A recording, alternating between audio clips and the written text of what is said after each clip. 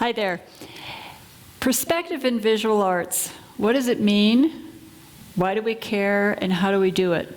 Let's go ahead and start with why we care. I believe understanding perspective in visual arts unlocks perspectives in all walks of life. Let's take a look at that a little further. The definition of perspective is interesting enough. It's really twofold. The first definition is a rule. The second definition is an emotion. The rule is all about how we go about creating a three-dimensional object on a two-dimensional surface, such as a canvas.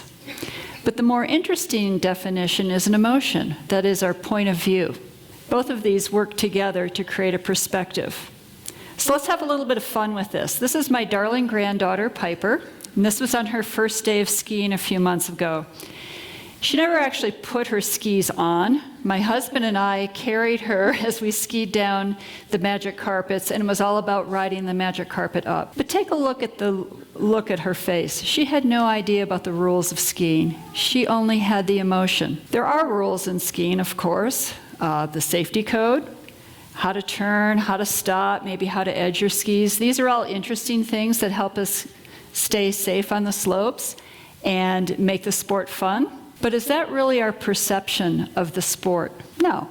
Our perception is all about, do we feel safe? Are we having fun? Do we feel accomplished? Are we too cold? Are we too hot? Are we hungry? Are we full? Do we want to get off the mountain? Do we want to stay on the mountain? All sorts of perspectives, all sorts of emotions. So let's see how that applies in visual arts. Okay, so we're going to have a little how-to lesson, hopefully a few shortcuts you can remember. Here's a photo reference of a railroad track. When I develop a perspective painting, the very first thing I start with is something called the vanishing point.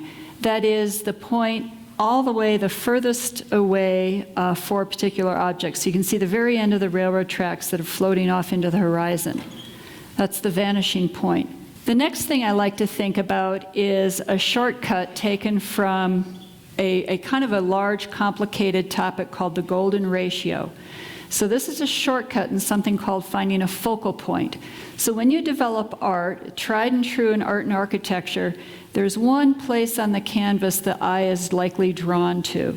And it's a mathematical formula that's out there in nature and science. So what you do is you measure the width and the height of a canvas, divide each of those measurements by 1.6, find the intersection of those two measurements, and that's called the focal point. So in developing perspective in art, what I like to do is overlay the vanishing point with the focal point, okay?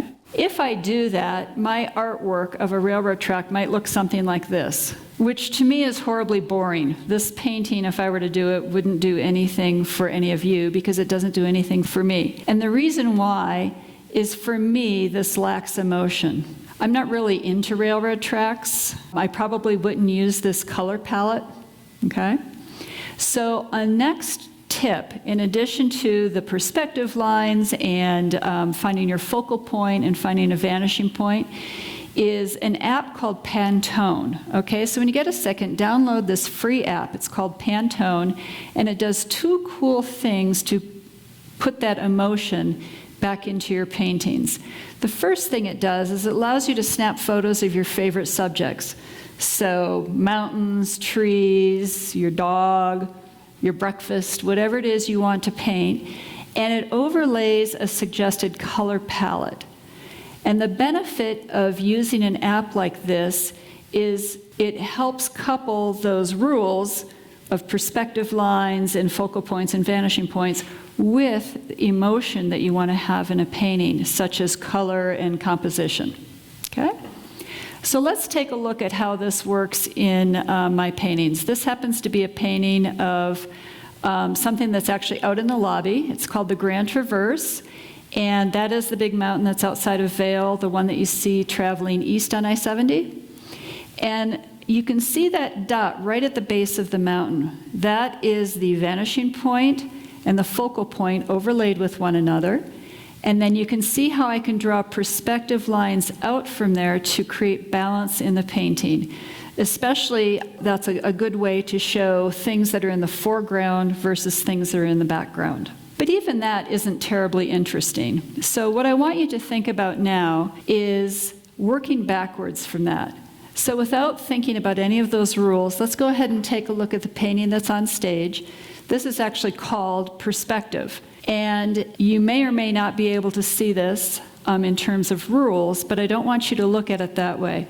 I want you to take a look at this painting in terms of the emotional response you have. You love it, you hate it, you don't like paintings of trees, you do like paintings of trees, you like yellow, you don't, you like blue, you don't.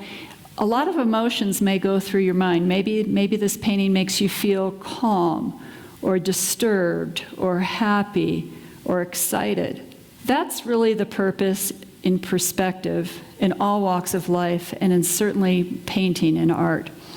I want you to think about perspective less about the rules and more about the emotion. If you have a good handle on the emotion, and that's really what you're after in your artwork, the rules come and go. You can bend them, you can break them, you can follow them, whatever you'd like.